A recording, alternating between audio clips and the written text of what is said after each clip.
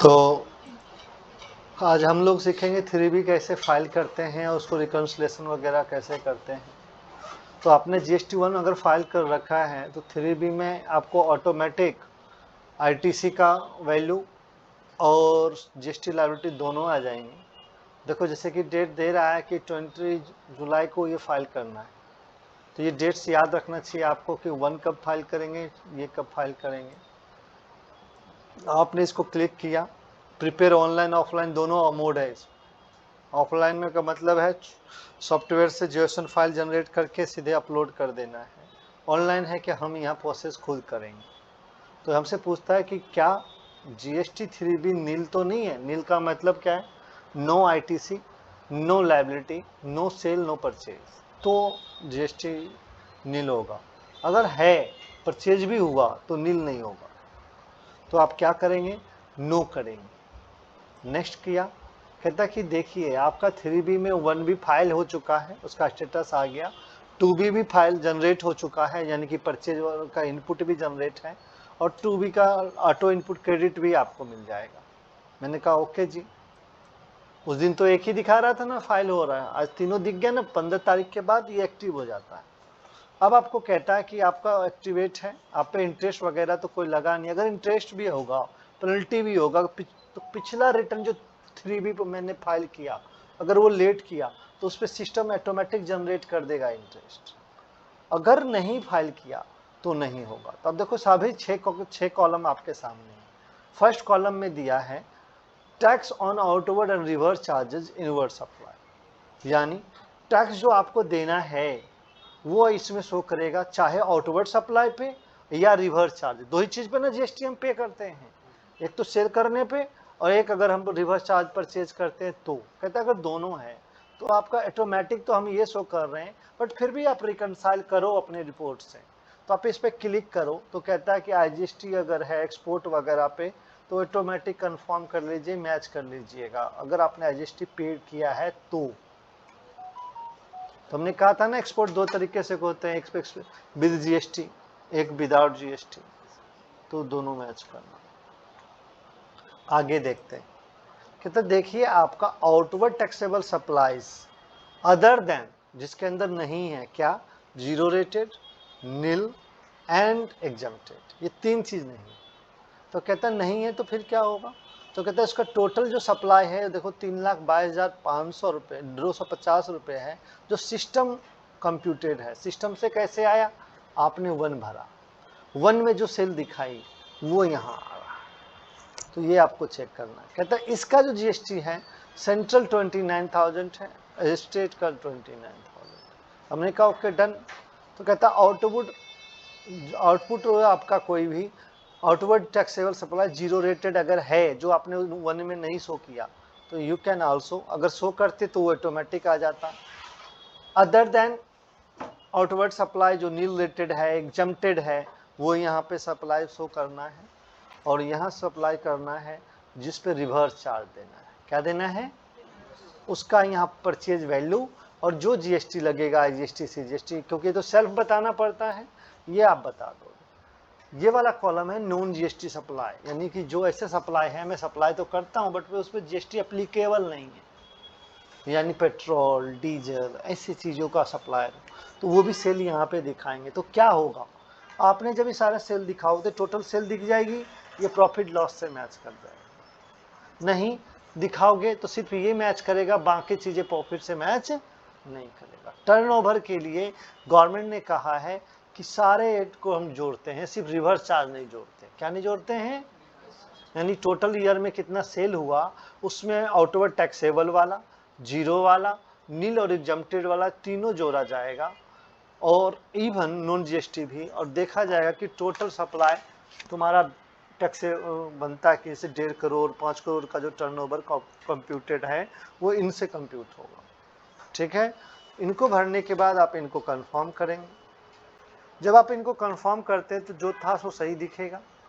अब आपसे कहता है कोई ऐसा सप्लाई है नोटिफाई सेक्शन 95 वाला है, ये कौन सा है? जो स्पेशल इकोनॉमिक जोन के में आप ऑनलाइन सप्लाई करते हो। अगर है तो इस पर क्लिक करके आपको बतानी है, और देखो यहाँ लिखा भी है, बतानी नहीं है लिखा भी है। ये किससे रिगार्डिंग है? इलेक्ट्रॉनिक कॉमर्स वाला, यानी ऑनलाइन सेल्स की बात, तो ये भी यहाँ आ जाएगा। नहीं है, हम ऑनलाइन नहीं बेचते हैं, तो ये वाला कॉलम भरने के ये सब वंस के अपने आप आएगा। बट बाय चांस कुछ छूट गया तो यू कैन करेक्शन हियर। तो ये डिटेल्स आपके पास दिया है। दूसरा, taxable supply made to registered person through electronic commerce operator which electronics commerce operator required to pay tax under 9(5). अगर वो उन्होंने इस पर टैक्स दिया है, जैसे TCS वगैरह काटना, तो वो भी आपको बताना, अदरवाइज कैंसल। नेक्स्ट पॉइंट अगर आप देखिए, इंटरस्टेट सप्लाई, जो आपने ऐसे लोगों को बेचा जो इसके पास GST नंबर नहीं था और 2.5 करोड़ से ज़्यादा, सॉरी 2.5 लाख रुपए से ज़्यादा का बिल था, तो 2.5 लाख से ज़्यादा का बिल यहाँ पे भरोगे। अदरवाइज ये भी भरने की, ये भी 1 से कंसिडरेशन में आएगा। जब 1 भरे थे तो उसने पूछा था ना, इंटरस्टेट ऐसा सप्लाई है जो 2.5 लाख से ऊपर, जैसे हम लार्ज कस्टमर बोले थे, वो यहाँ पे आगे बोलता है एलिजिबल ITC, आपको ITC कितना मिलेगा। तो देखो, अपने 2B में अभी थोड़ी देर पहले एक फिगर देखा था, उसमें कितना अमाउंट शो कर रहा था दीपांजलि, कितना अमाउंट था 2B में? 2B परचेज का होता है, 2B फोन पे करता था। हाँ, कितना वैल्यू था? 38 रुपये, 105 रुपये टैक्सेबल वैल्यू था। टैक्स कितना था? 38। तो देखो यहाँ पे ITC ऑटोमेटिक कितना दिखा रहा है, अभी हमने एक्सेल डाउनलोड करके दिखाया था आपको। तो ये 38 रुपीज़ यहाँ शो कर रहा है, लेकिन किस फिगर में आ रहा है? क्लिक करिए तो आपको दिखाता है आपने इंपोर्ट किया नहीं, उसका GST है नहीं, सर्विस का भी नहीं है, inward supply other rivers charges का भी नहीं है, ISD यानी कि डिस्ट्रीब्यूटर से भी जो हमने खरीदा उस पर भी नहीं है, तो कहता है अदर में है। किस में है? तो आपको पता है कि ITC किस चीज़ का है? फोन पे का है। फोन पे वाला मुझे क्रेडिट लेना नहीं है क्योंकि बिजनेस में यूज नहीं हुआ, तो आप यहाँ रिवर्स करो। तो देखो यहाँ ITC रिवर्स का ऑप्शन है। अब इसको रिवर्स कैसे करेंगे? तो यहाँ लिखा है एज पर सेक्शन 38, 42, 43, सेक्शन 17(5) के अकॉर्डिंगली रिवर्स करोगे। तो ये आपको हमने पढ़ाया था, कोई भी पर्सनल यूज होता है, नॉन बिजनेस ट्रांजेक्शन पे GST देते हैं, तो क्रेडिट हम लोग नहीं लेते हैं, तो यहाँ भर दोगे। तो हमने लिख दिया कि 38 रुपीज़ मुझे नहीं लेना है क्रेडिट, रिवर्स करो। तो देखो 0 हो गया, नेट क्या हो गया। और अगर आपने यहाँ कुछ नहीं भरा, 0 भरा, तो आपको यही चीज़ें 38 के क्रेडिट मिलेगा। तो इसने क्या लिखा, इसके बराबर A माइनस B, यानी कि ये देखो A पॉइंट है और ये पॉइंट क्या है? B। तो जो रिवर्स में डाल दोगे वो माइनस हो जाएगा क्रेडिट से। तो जो क्रेडिट आपको एलिजिबल नहीं है, आपके लिए है नहीं, तो आप क्लेम ना करें। अगर आप क्लेम करते तो आपको बताया है ना कि गलत ITC क्लेम करने पे 24% का क्या लग सकता है? इंटरेस्ट। ठीक है, हम ये फोन पे और अपने बिजनेस की पेमेंट के लिए यूज करते हैं, उस पर पेमेंट लें तो वो हमारा पेमेंट ले लो, लेकिन बैंक चार्जेस वगैरह क्रेडिट आपको क्यों ले ना, मत चार्ज करो। जितना ITC कम क्लेम करोगे, you are better for better for accounting. आप लो उन चीज़ों का, जैसे कि मटेरियल खरीदते हो, मटेरियल बेचते हो, तो आपको जवाब देने में, रिकॉर्ड तैयार करने में भी आसान रहेगा ना। और क्रेडिट नहीं मिला, कोई प्रॉब्लम नहीं, इस 38 को एक्सपेंस तो मानेंगे। अब लिख दो GST expense account debit to ITC, account में तो लिखेंगे, वो खर्चे में आ जाएगा PL में।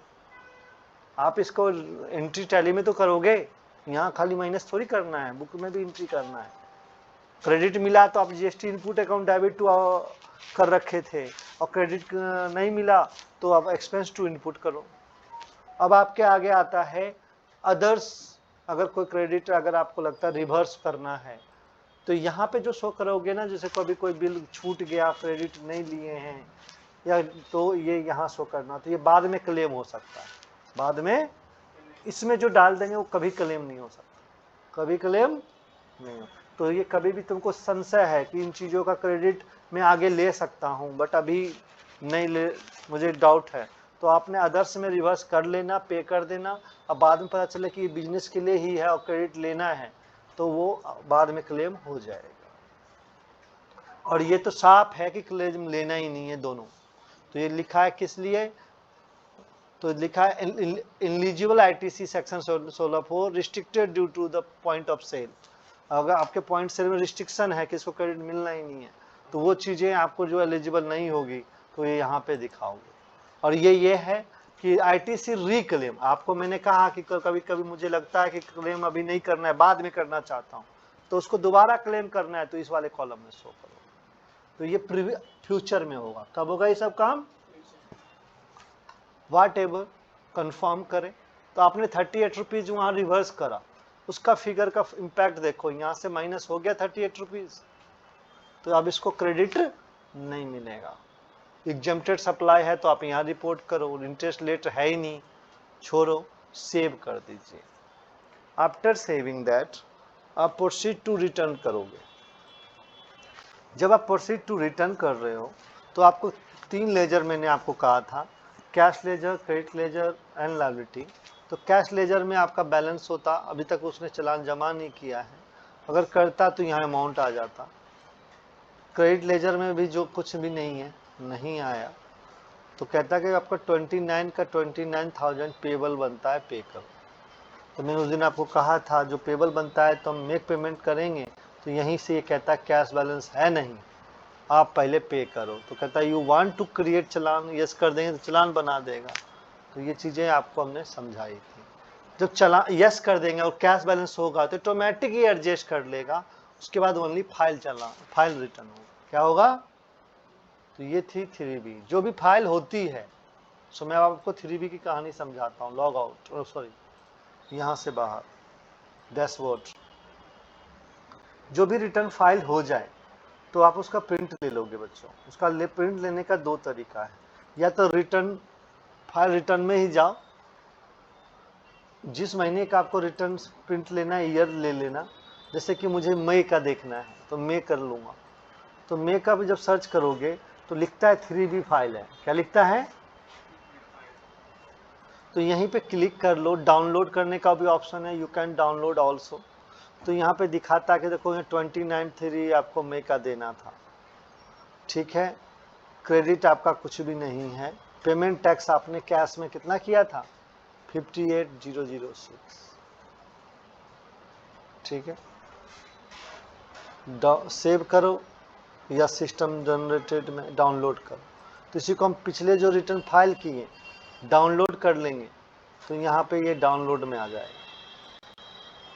तो देखो जो फाइल हो जाता है तो ये 3B इस तरह का शो करेगा, उसमें दिखाएगा कौन सा ईयर है, मंथ है, नाम सब वगैरह दिखाएगा।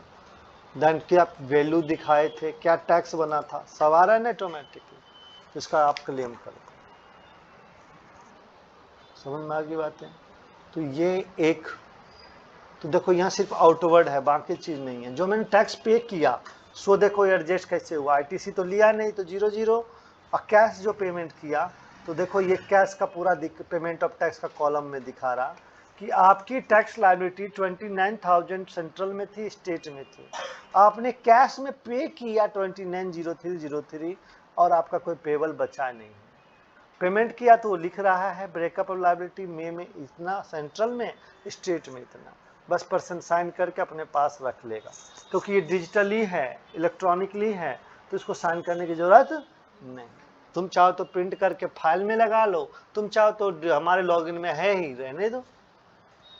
तो ये तो थी 3B।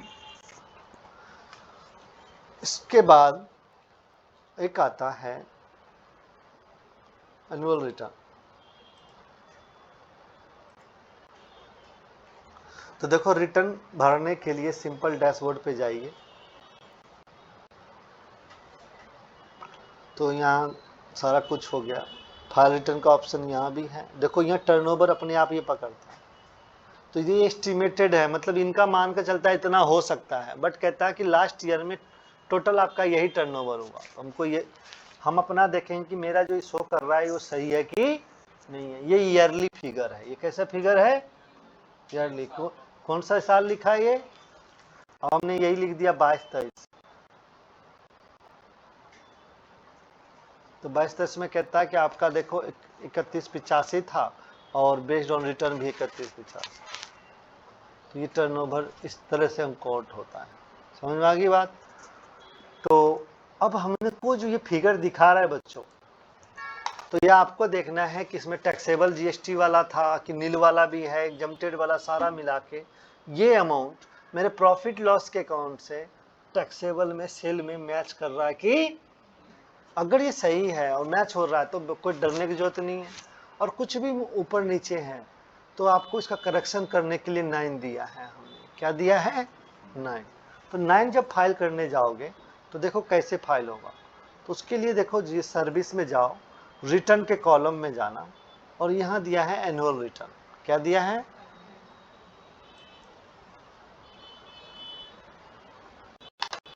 जब एनुअल रिटर्न पे आप आते हो तो क्योंकि इसका उतना टर्नओवर नहीं है, क्योंकि सरकार ने कहा है कि 1.5 करोड़ से नीचे वाले को हम एनुअल रिटर्न की रिक्वायरमेंट नहीं है, ऑप्शन है कि दे कैन। तो इसलिए फाइल इसका हम नहीं करते, बट एक बार किए थे वो दिखाऊंगा। तो ये सभी सालों का दिखा रहा है। हमने 17-18 लिया, सर्च किया तो कहता है इसमें आपने 9 फाइल किया था और एक 9C भी होता है। मैंने कहा ना 2 रिटर्न आपको भरना है। तो 9 क्या है? 9 उनके लिए जिनकी ऑडिट्स नहीं है, और जिनके लिए ऑडिट है उनके लिए क्या है? 9C। तो 9C जो फाइल करेगा ओनली CA करेगा, उसका साइन चाहिए होगा। क्या चाहिए होगा? देखो लिखा भी है, मैं जो कहूंगा सो सामने लिखा है, आप पढ़ो। In case of you are required, ये तुम खुल जाता है।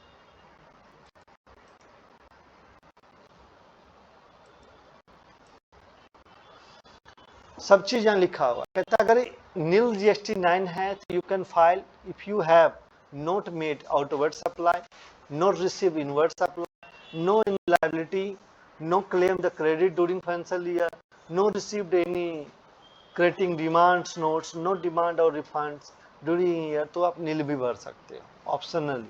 Otherwise, annual return of 9 is required to be filed every taxpayer registered as normal taxpayer during the relevant financial year. तो जब 17 शुरू हुई थी ना तब सबको भरना मैंडेटरी था। ये 17 जब शुरू हुई थी, तो जब GST आई थी, every person required to file the 9, but बाद में नोटिफिकेशन से हटाया।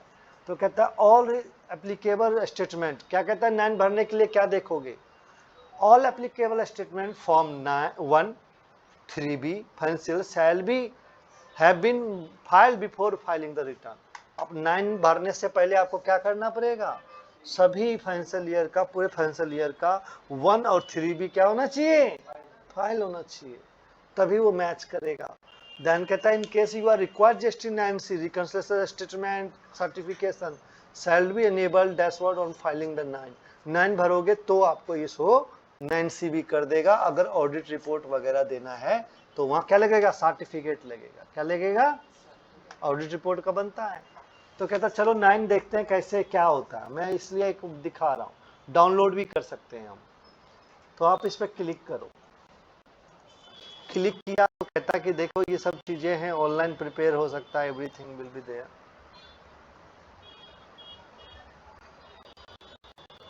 अब आप देखिए 9 में जो है यहीं पे आपको आप सब कुछ दिखेगा, पूरे ईयर का टोटल टैक्सेबल वैल्यू यहाँ शो करेगा। क्या लिखा है? डिटेल ऑफ एडवांस इनवर्ड और outward supply made during the financial year on the which tax payable, जिसपे तुमको टैक्स देना था वो यहाँ शो करेगा। मिस दीपांजलि कहाँ खो रही हो? नहीं, कहीं और थी। इधर टैक्सेबल वैल्यू टोटल आ रहा है, उसका इंटीग्रेटेड टैक्स होता तो वो भी है, CGST जितना हुआ वो यहाँ शो कर रहा है, स्टेट ये पूरे साल का शो कर रहा है। तो आपको मैच करना है कि मेरे पूरे साल का ये सही है कि नहीं। इसी तरह detail of outward supply made during the financial year on which tax is not paid, यानी कहीं ऐसा कोई सप्लाई तो नहीं है जो आपने उस साल में किया बट उसका GST दिया नहीं है। कोई सेल बिल छूट गई, 3B में नहीं दिखाया वो पूरे मास तक में, तो कहता कि अगर ऐसा है तो भाई साहब यहाँ बताओ। यहाँ जब बताओगे, बाई चांस इसमें है नहीं, मैं पहले बता रहा हूँ, बट अगर आप बताओगे तो आपसे क्या पूछता? Zero rated, supply economic zone, exempted, सारा बताना है। क्रेडिट नोट, डेबिट नोट, सारा ऑप्शन वही आ रहा है ना। उसके बेस पे जो आप वैल्यू बताओगे वो इसका टैक्स निकाल देता। अदरवाइज नहीं है, सब 0-0 था तो इसका वही टर्नओवर वही टैक्स। तो अगर कोई सप्लाई ऐसा है छूट गई है तो ऐसा नहीं है। क्यों? क्योंकि 9 भरने की लास्ट टाइम हमारे पास कब है? 31 दिसंबर तक है, सितंबर ऑडिट वाले का रिपोर्ट के लिए। महाराज भरने को तो मैं अप्रैल में भर दूं, सितंबर है ऑडिट रिपोर्ट बनाना है, ठीक है। तो बोला क्रेडिट लेने की लास्ट डेट सितंबर है, हम यहाँ क्रेडिट थोड़ी ले रहे, यहाँ तो देना है। क्या करना है? तो अपनी लायबिलिटी तो हम जब रिटर्न भरे, तो ये आप रिपोर्ट दे सकते हो। Back to 9। अब आगे इसी तरह इधर दिया है detail of ITC available during financial year. जो आईटीसी है वो बताओ, हमने इसमें लेते नहीं है तो नहीं है, तो ये भी मैच करना है कि ड्यूरिंग द ईयर जो मैंने क्लेम करा वो सही है कि नहीं है। उसके बाद डिटेल ऑफ आईटीसी रिवर्स, जो रिवर्स किए, जो क्रेडिट नहीं लिए, वो भी यहाँ पे दिखेगा। तो ये सारा चीजें कॉलम वही हैं जो आप 1 और 3B के अकॉर्डिंगली भर रहे हो। जो मैच नहीं हो रहा है, जो तुमको चेंज करना है, तो उस कॉलम में आके उसको चेंज कर सकते हो। आगे देखो अदर आईटीसी रिलेटेड क्रेडिट लेना है, वो है। जो टैक्स तुम्हारा पेबल बनता है वो देखो टोटल टैक्स पेबल यहाँ पे दिखा रहा है, यानी देखो यहाँ कितना दिखाया, 118 मिला के 236 हो गई ना भाई साहब, तो यहाँ दिखा रहा नहीं। आगे particular of transaction of the financial year declared return on the next financial year till the specified period। कहता है कोई ऐसा ट्रांजैक्शन है जिस ईयर में आप दिखाए हो जो अगले साल का, ऐसे एडवांस वगैरह, तो आप यहाँ पे आप शो करो उसकी टैक्सेबल वैल्यू और टैक्स। देन डिफरेंस टैक्स जो आया, क्योंकि तुमने 2-3 जो चेंज किए इनपुट में, चाहे आउटवर्ड सप्लाई जो नहीं शो किए, तो जो तुमको पे करना है वो यहाँ पे शो करेगा, वो आपको पेमेंट करना पड़ेगा। तो ये डिमांड रिफंड कोई नोटिस का आया है तो वो भी दिखेगा। Supply receive the composition tax payer से आया है, पहले उस पर ना आरसीएम वगैरह मिलता लगता था, तो वो भी दिखाएगा। जो एचएसएन कोड वाइज रिपोर्टिंग किए हो, किस कोड पे कितना बेचे हो, वो इधर आएगा, और उसका समरी परचेज का इधर आएगा। लेट फीस पेनल्टी तुम पे लगा है तो वो यहाँ आएगा। और उसके बाद आपके पास 6 देखो 5 सॉरी ऑप्शन है। एक कि तुम यहाँ जब ये सब कुछ देख लोगे, ठीक कर लोगे, तो सबसे पहले कंप्यूट लायबिलिटी करोगे। क्या करोगे? तो ये अपने आप आपके फिगर के हिसाब से आपकी लायबिलिटी जनरेट कर देगा कि सर आपको इतना देना है। फिर कहता है प्रोसीड टू फाइल करो, फिर प्रोसीड कर लोगे। फिर जो टैक्स चालान बनेगा DRC 3 बनता है, वो आपको पे करना है, और फिर डाउनलोड कर लो कभी भी PDF, ये डाउनलोड हो जाती हैं। एक माना है एक्सेल डाउनलोड हो जाती हैं, तो आपको ये कह सकते हो कि मेरा रिटर्न 9 फाइल हो गया।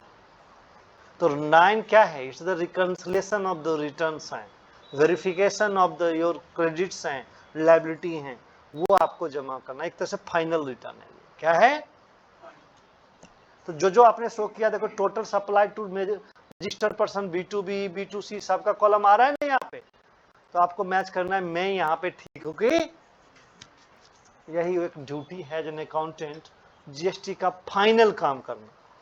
इसके बाद हमारा काम क्या होता है? डिपार्टमेंट ने कोई नोटिस भेजा, स्क्रूटनी मांगा, क्रेडिट का डिटेल मांगा, तो हमको मिला के बनाना पड़ता है, लेटर बनानी पड़ती है, और डिपार्टमेंट में जाके अपेयर होना पड़ता है।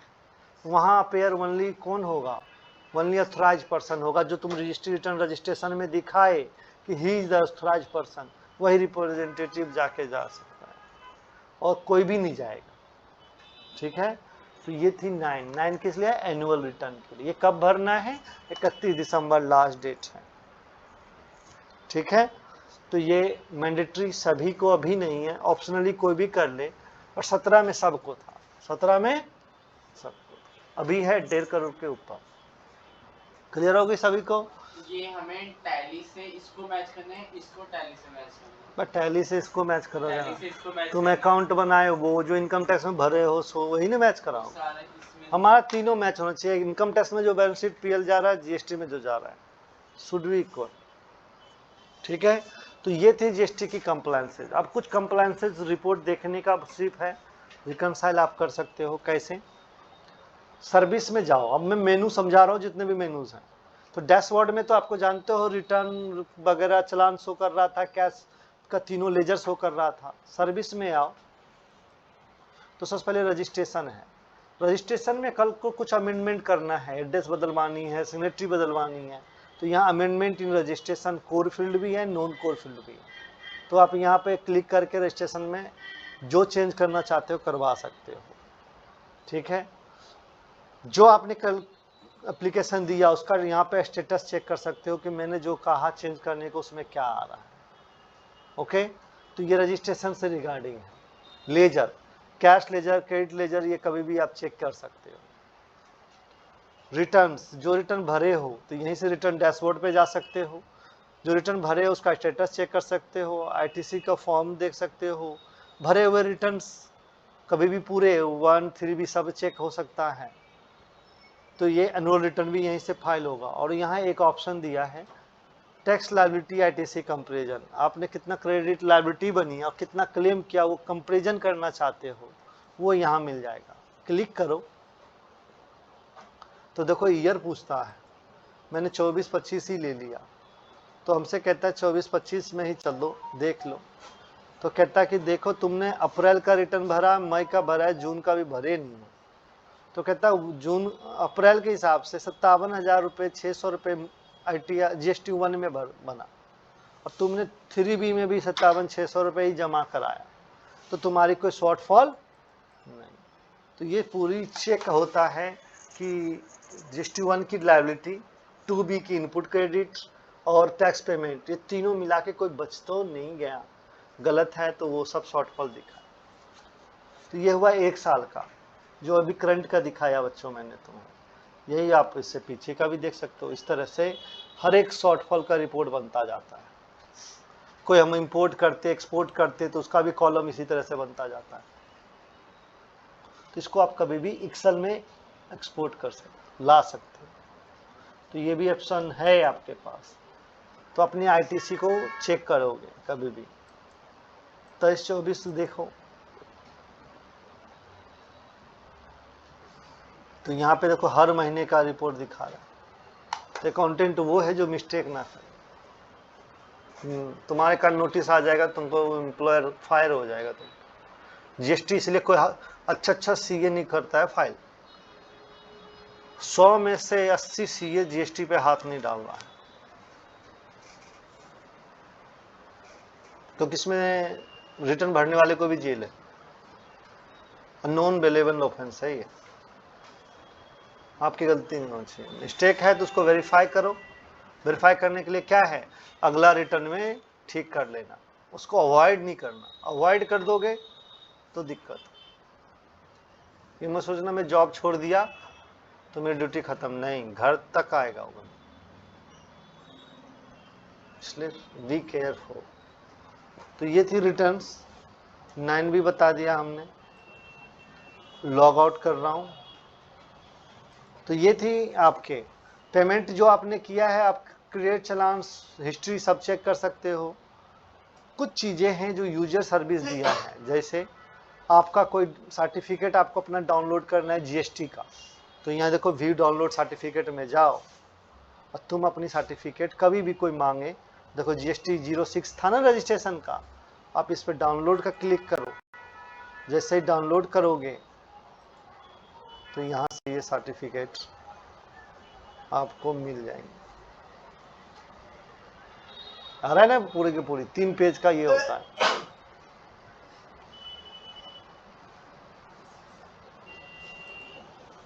ठीक है सभी को। यहीं तक TDS अगर आपको कटता है तो TDS सर्टिफिकेट भी देख सकते हो, बट इसका है नहीं TDS एप्लीकेबल। पूछता है कौन सा फाइनेंशियल ईयर का काटा है, कौन काटता है, मानो मैं कॉन्ट्रैक्ट का काम करता हूँ, बिल देता हूँ GST का, सामने वाला TDS भी काट रहा है, तो यहाँ पे तो ऐसा आप बिल दे रहे हो तो मैं TDS काटता हूँ, पेमेंट तो पे ही TDS काटता है ना, जो पे करे। क्लियर है बच्चों। तो ये थी GST की पूरी क्लासेस जो आप लोग को मैंने कराया। बट मीनवाइल जब आप जॉब करते तो बहुत कुछ नया आता है, तो नई चीज़ें आपको जब भी आएगा तो आप यहाँ आके हमसे पूछ सकते हो। यूजर सर्विस पे देखो यहाँ सारा है। कोई नोटिस आपको आता है तो व्यू माई नोटिस पे जाओ, अब चेक करो तो नोटिस देखो। इसको एक ही नोटिस आई थी 2021 में, किस लिए आई थी, defaulter under section 94 note filing the return. एक बार इसने का रिटर्न लेट फाइल हुआ तो तुरंत नोटिस आ गई। कब आई, 21 जुलाई। यानी कि 20 को रिटर्न भरना था, नहीं भरे, 21 तारीख को लव लेटर भेज दिया कि भाई साहब you are getting to late, तो आप रिटर्न भर दो, तो इसका जवाब देने की जरूरत नहीं। इसी में अगर टैक्स डिमांड मांगता तो वो पे करना पड़ेगा। तुमको लगता है गलत डिमांड है तो जाके अपील करना पड़ेगा, तो फिर डिपार्टमेंट अपील करने जाना पड़ता है। हर एक एरिया में अलग है। छतरपुर का नेहरू प्लेस में, पूरी दिल्ली में वो हर स्टेट अपने अपना है, वो पता चल जाएगा। तो ये भी आप नोटिस डिमांड चेक कर सकते हो अपना, ठीक है। तो सर्विस मेनू में यूजर सर्विस में हर चीज़ है आपके पास। आपको मैंने कहा ना कि लेटर ऑफ अंडरटेकिंग की जरूरत पड़ती है कब, जब मैं एक्सपोर्ट करूंगा और जीएसटी नहीं लेना है, या मैं तो यहाँ पे लेटर अंडरटेकिंग आपको सबमिट करना पड़ेगा कि मेरे पास परमिशन है कि मैं इस बिल पे जीएसटी 0 ले या नहीं। तो ऐसा नहीं खाली ले लिया हो गया, इंफॉर्मेशन देना है। तो बहुत सी चीज़ें हैं भाई साहब, तो मैं ज़्यादा नहीं बताऊंगा क्योंकि आप काम नहीं करोगे तो वो सब भूल भी जाओगे और बाकी चीज़ कंफ्यूज करेगा आपको। आप वर्क करो, जहाँ जो इश्यूज आएगा आना। अब मैं एक कदम आगे जा रहा हूँ ई वे बिल के रिगार्डिंग। सो देखिए, तो यहीं से ई वे बिल पे आप क्लिक कर सकते हो जब किसी का ई वे बिल जनरेट करना हो। तो कल को ये नहीं हो कि सर ई वे बिल मैं कैसे जनरेट करूँ, तो यहाँ आपसे पूछता है ई वे बिल जानना क्यों जनरेट करोगे, तो देखो सारा बात लिखा है। E-way bill is a mandatory for interstate supplies, goods movement, consignment value exceeding 50,000 in motorized vehicle, ठीक है। Registered tax payer register e-way bill using portal से वो जनरेट करेगा। तो यानी कि ई-वे बिल पे पहले उसे रजिस्टर होना पड़ेगा और फिर जनरेट करेगा। कैसे, तो लिखा है कि मूवमेंट ऑफ जीएसटी है तो ई-वे बिल पोर्टल पे जाओ, क्लिक करोगे तो यहीं से ई-वे बिल पोर्टल पे आ गए।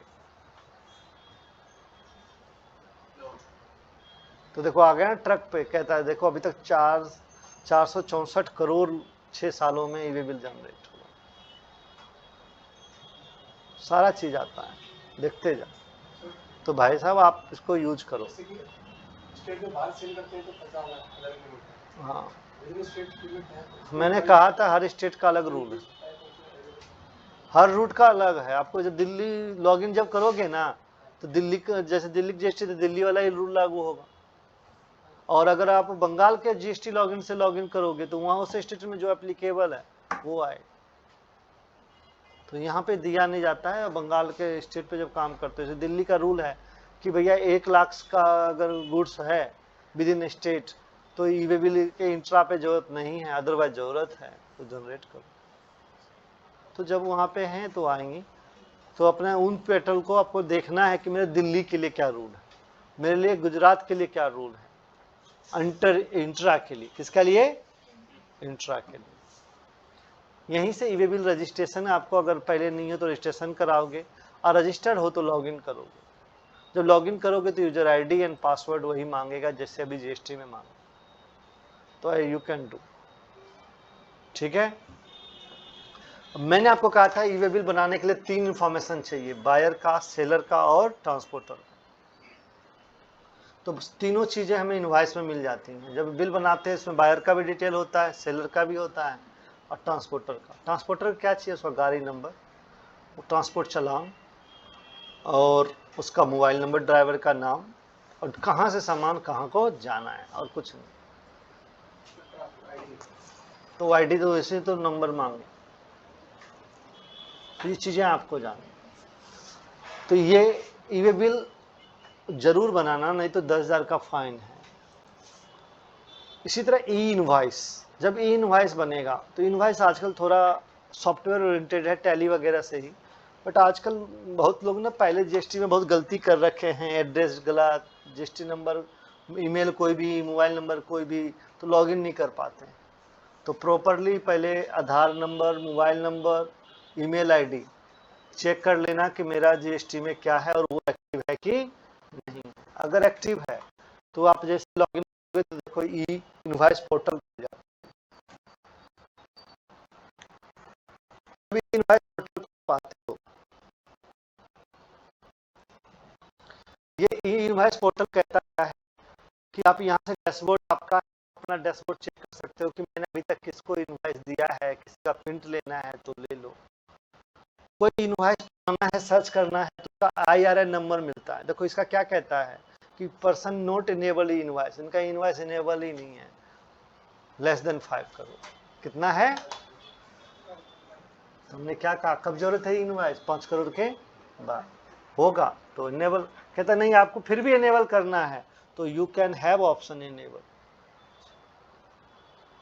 अब ये पर्सन रेंट वाला है, इसके सर्विस की GST की जरूरत नहीं है तो जो नहीं करेगा, गुड्स पे चाहिए ना, तो इनेबल करेगा। पहले इनेबल करेगा तो यूजर आईडी पासवर्ड बनेगी, उस यूजर आईडी लॉगिन से वो काम शुरू करेगा। समझिए दीपांजलि जी? कुछ ज्यादा तो नहीं हो रहा? ठीक है, तो आज हम इतना ही जानना था। मोबाइल ऐप पे भी इनवॉइस बन सकती हैं। सबसे पहली बात है कि हमको लॉगिन आईडी चाहिए। क्या चाहिए? इसमें ही इनवॉइस में लॉगिन आईडी और पासवर्ड है ना? सब, हाँ सब में, इनवॉइस में भी। SSN कुछ गलत होता तो ये लेते ही नहीं है इनवॉइस में। ऑनलाइन है तो सारी इन्फॉर्मेशन एक्यूरेट, GST नंबर गलत डालेगा तो कहाँ से लेगा?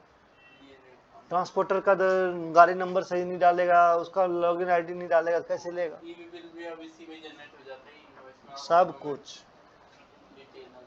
तो इसलिए डरने की बात नहीं है।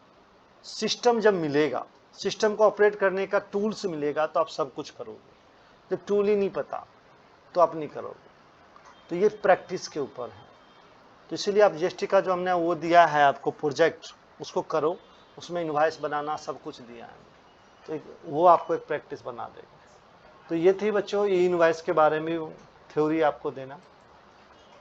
अब बताओ आप लोग का ये डिटेल्स थी। आज की क्लास यहीं तक है।